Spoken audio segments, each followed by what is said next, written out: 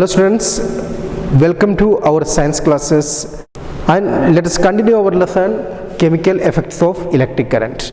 In our previous class, that means in 7th standard, we have learned that how to make a tester yourself. So now we are going to modify that tester. That means last year we made a tester to check whether a material will conduct electricity or not. That means those materials you checked last year, they were solids. But now we are going to make a tester that we can use to test the conductivity of liquids.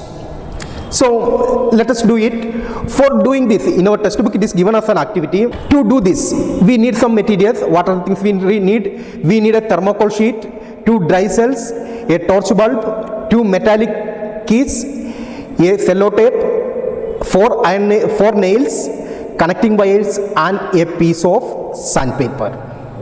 What are the materials required? Let me say it once again. A thermocol sheet, 2 dry cells, a torch bulb, 2 metallic keys, a cello tape, 4 nails, connecting wires and a piece of sandpaper. These are the materials we require. Okay, let us start it. First, you have to take a thermocol sheet. That means it will be a square sheet we can take, that will be 30 centimeter into 30 centimeter. That much one thermocol sheet we can take. We can take one thermocol sheet. Imagine that it is the thermocol sheet, and on the 4 corners of the thermocol sheet you can fix 4 corners. Some inside the corner we can keep 4 iron nails, 4 nails, 1 nail here, 1 nail here, 1 nail here and 1 nail here. So hope it is clear. We have taken a thermocol sheet and some inside the corners we have fixed 4 nails. Okay, so let the nails be here, here, here, here. Okay, and after that you have to make the connections like this. That means from the battery, one side from positive we can connect it to bulb, and negative one part we can connect it to a key. We have told you to take key, metallic key. So here one metallic key, here also one metallic key. So this part we have connected to one metallic key, and the wire that comes from the bulb, that also connected to metallic key. Hope it is clear. And one thing I forgot, before connecting we are asked to take one sandpaper. With the help of the sandpaper, ends of the wire we have to clean it, because if there is any if you are using the copper, there may be some copper carbonate or some impurities may be there, so we have to clean it, because if the copper wire is there in atmosphere for long time, so there may be chance of getting it black colored, so we have to make it clean. So this side we have to clean, this side we have to clean, this side we have to clean, this side we have to clean, and this side also we have to clean. After cleaning only we have to connect it to battery, bulb and keys. Hope these things are clear. And here 2 dry cells we have connected, and we have given one bulb we have connected. Everything, all the connections we have given now. So hope it is clear. If you made this much, our tester to test the conductivity of liquid, it is ready. This is the tester. With this tester we can test the conductivity of a liquid. Hope it is clear. So in our next activity it is given how can we test the conductivity of a liquid. So this is our tester. With this tester, in our next activity we are going to test the conductivity of some liquids. Okay, so in our next activity, for our next activity, what are the things required? Let us see. For our next activity we require this tester, the tester which we made, plus we need some samples of apple juice. Let us take some apple juice, orange juice, refined oil, honey, tap water, sugar dissolved in water, salt dissolved in water. Like that, what are the easily available liquids in your home, we can take them.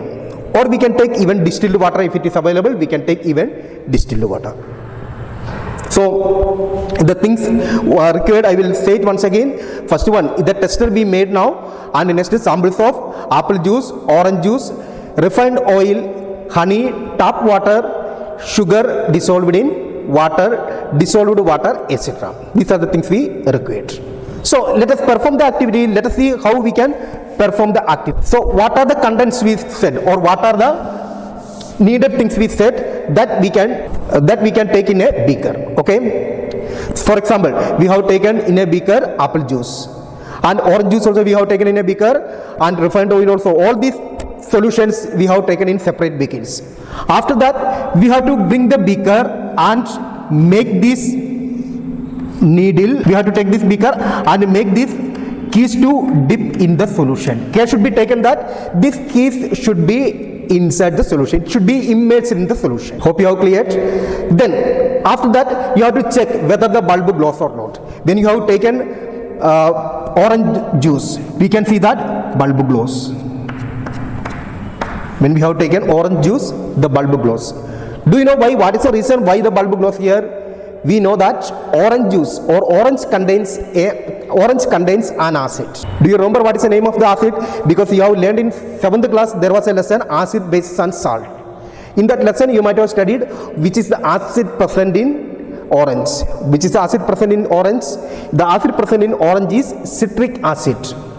So in the beginning of the lesson I said that acids are good conductors of electricity. So due to the presence of this citric acid, the bulb glows, or this orange juice can conduct electricity. So it is tested. Okay, now we can remove this beaker and just with some fresh water you have to clean this case. After that, next one we can take apple juice.